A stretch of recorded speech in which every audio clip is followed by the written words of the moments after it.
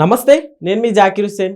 అఖిల్ అక్కినేని వివాహం చాలా సింపుల్గా జరిగినట్టు తెలుస్తోంది. ఈ మధ్యకాలంలో సెలబ్రిటీలు కొన్ని వందల కోట్లు ఖర్చు పెట్టి పెళ్ళిళ్ళు చేసుకుంటుంటే అఖిల్ మాత్రం చాలా సింపుల్గా చేసుకున్నాడు. సో ఒకసారి దీని గురించి డిస్కస్ చేద్దాం. ప్రస్తుతం మనతోటి సీనియర్ జర్నలిస్ట్ జగదేవ్ గారు ఉన్నారు. వెల్కమ్ చెప్పేద్దాం. హాయ్ సార్, నమస్తే. నమస్తే జకీర్.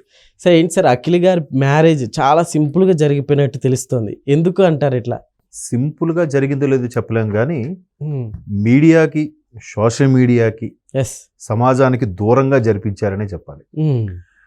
అంటే ఈ మధ్యకాలంలో డెస్టినేషన్ వెడ్డింగ్స్ అని రకరకాలుగా ఏదో marriage or made in heaven, వాళ్ళ డెస్టినేషన్ అక్కడే డిసైడ్ అయ్యింది అని రకరకాలుగా సముద్రం మధ్యలో క్రూజర్లో జరుపుకోవడం, లేదో ఎక్కడో మలేషియాలోనో లేదంటే యూరోపియన్ కంట్రీస్లో, అరబ్ కంట్రీస్లో సపరేట్గా బాగా దగ్గర బంధువుల్ని ఒక పెద్ద పెద్ద ప్యాలెస్లో చేసుకోవడం అనేది సెలబ్రిటీలకి అది ఆనవాయితీగా వస్తున్న వ్యవహారం.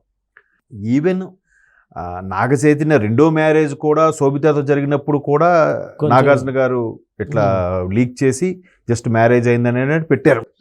సో అలా పెట్టారు. కానీ అఖిల్ విషయంలో ఎప్పుడో ఒక 6 months బ్యాక్ ఎప్పుడో ఇట్లా ఈ అమ్మాయితో రజ్వియే ఏదో సంథింగ్ అంపేరు, ఆమెతో వివాహం జరగబోతోంది అని చెప్పారే తప్ప ఎక్కడ దాని గురించి ఒక ఫొటోస్ ఏమి లీక్ చేయలేదు. ఒకే ఎంగేజ్మెంట్ ఫోటో ఏదో పెట్టినట్టున్నారు, తర్వాత ఎప్పుడో లీక్ అయింది. సో అట్లాంటిది ఎందుకు అంత సింపుల్గా సాదాసీదాగా జరుపుకున్నారంటే, ఒకటి ఎక్కువగా వినిపిస్తున్న పేరు ఏంటంటే, ఎందుకో నాగార్జున గారు, ఎస్పెషల్లీ అమల్ గారు సోషల్ మీడియా వేదిక మీద కానీ ప్రస్తుతం మీడియా, ఎల్లో మీడియా ఎక్కువైపోయిన నేపథ్యంలో దానికి దూరంగా ఉండాలనుకున్నారు అన్నట్టుగా సన్నిహితుల సమాచారం. అంటే జరిగిన పరిణామాలకి సమంత గారు కావచ్చు, నాగ చైతన్య, వీళ్ళ ఇష్యూలో జరిగిన ఇష్యూ. ఎందుకంటే ఒక రాష్ట్ర మంత్రి నాగార్జున గారి గురించి, నాగ చైతన్య గారి గురించి చాలా దారుణంగా మాట్లాడటం, తర్వాత కేసు వేశారనుకోండి వేరే విషయం. తర్వాత హైడ్రా లాంటి ఘటనలు జరగబోతే అన్కన్వెన్షన్లో ఏదో ఎదుర్కోవడం, ఇది ప్రతిదీ కూడా సోషల్ మీడియాలో ఎంత జరిగితే ఇంతగా జరగడం, చాలా రోజుల వరకు వీళ్ళ మ్యాటర్లు ఎక్కువగా స్క్రోల్ అవుతూ ఉండడం. అంటే వాళ్ళు చేసిన తప్పు ఏమి లేకపోయినా వాళ్ళు తప్పుగా చూపించడం, అంటే ఎంటైర్ అక్కినేని ఫ్యామిలీనే బదనాం చేసేలాగా కొన్ని ట్రోల్స్ జరిగాయి. సో మేబీ దానివల్ల ఎవరికైనా మనస్తాపం అనేది జరుగుతుంది. అంటే ఈ మధ్యకాలంలో ఒక చూశాను చాలా దగ్గరలా, నిజంగా మనిషికి మానసికంగా చంపేస్తున్నాయి కొన్ని సోషల్ మీడియాలు. ఇప్పుడు నిన్నే జరిగిందండి, నిన్న మొన్న మాగంటి గారు, మన Jubilee hills MLA Maganti Gopinath గారికి చాలా సీరియస్గా ఉందని హాస్పిటల్లో జరిపించారని వార్తలు మనం చూస్తున్నాం. కొన్ని ఛానల్స్ అయితే డైరెక్ట్గా చనిపోయారని కూడా ఇచ్చేసారు. ఎంత మానసిక క్షోభం ఉంటుందో చూడండి. అతను దగ్గర బంధువులు కానీ స్నేహితులు కానీ చూసి, అరే మా ఓడి ఇదైపోయాడా, అది ఎంత దారుణమైన వార్త.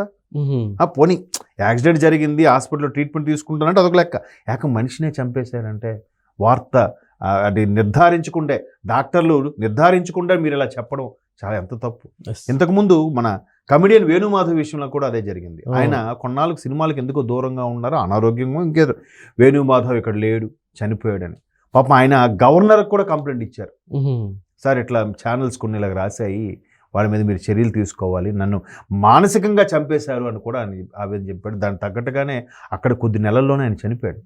ఎంత దారుణమైన విషయం అండి, చిన్న వయసే కదా మా వేణుమాధవ్ది. సో అట్లాగా మనుషుల్ని కొన్ని ఛానల్స్, కొంతమంది సోషల్ మీడియా వేదికగా చాలా హింసించి మానసికంగా కొంగదీసేస్తున్నారు. ఎంతో నేర్పుతనంతో మానసిక ధైర్యం కూడగట్టుకుని ఉన్న వాళ్ళు నిలబడగలుగుతున్నారు, కానీ అది ఎంత కష్టమైన పని. చాలా వల్గర్గా పెట్టడం. అక్కడ ఇప్పుడు ఈ మధ్యకాలంలో మరీ దారుణంగా చూస్తున్నాను ఆ థంబ్నెయిల్స్. ఆవిడెవరు, జాహ్నవి ఆర్టిస్ట్, ఆవిడ కూడా ఆయన భర్త మిలిటరీలో చేస్తారు. ఆవిడ ఒక ఛానల్కి ఇంటర్వ్యూ ఇచ్చారు. ఆ ఛానల్కి ఇంటర్వ్యూ ఇస్తే ఏం చెప్పారు, ఆమె భర్త బాడీని కూడా మళ్ళీ కలెక్ట్ చేసుకోవడానికి చాలా ఇబ్బంది పడింది అన్నట్టుగా థంబ్నెయిల్ పెట్టారు. అంటే ఆయన బతికే ఉన్నాడు.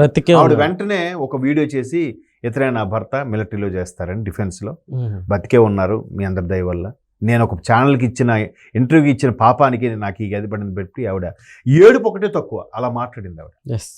అంటే ఇలాంటి పరిణామాల దృష్ట్యా మేబీ దాన్ని బాగా వాళ్ళు మనసుకి తీసుకున్నట్టున్నారు. ఎందుకు మన కుటుంబ సభ్యుల వరకు ఉంటే బాగున్ను అని అనుకుని చేసుకున్నట్టున్నారు.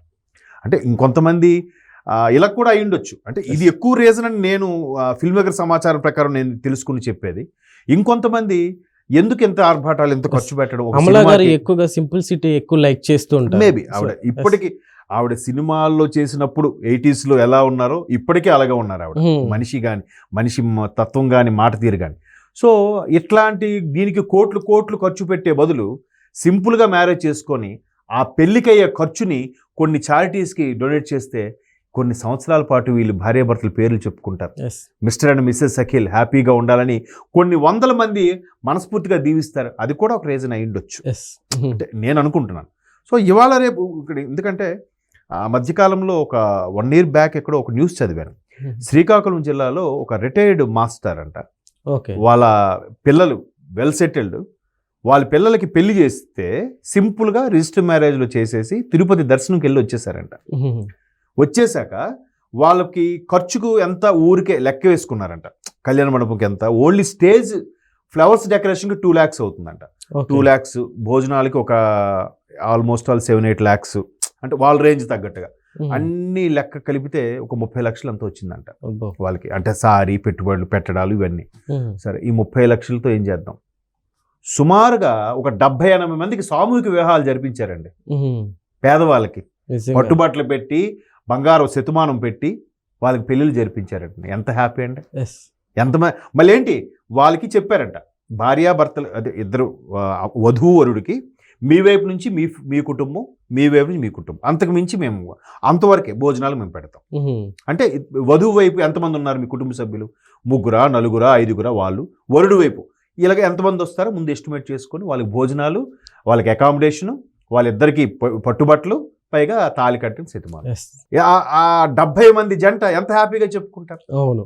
సో అలా కూడా అయి ఉండొచ్చు వాళ్ళ చారిటీవి.